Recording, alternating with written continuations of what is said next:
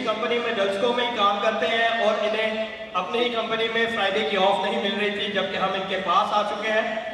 तो खुदावंद का शुक्र अदा करते हैं। इनकी पहले ऑफ थी, लेकिन अभी कुछ रीजन से इनकी ऑफ बंद कर दी गई, लेकिन इसने कंटिन्यूसली दुआ कराई और आज ये शुक्रगुजारी के साथ यहाँ मौजूद है कि खुदावंद ने परमानेंट मेरी फ्राइडे की ऑफ कर दी।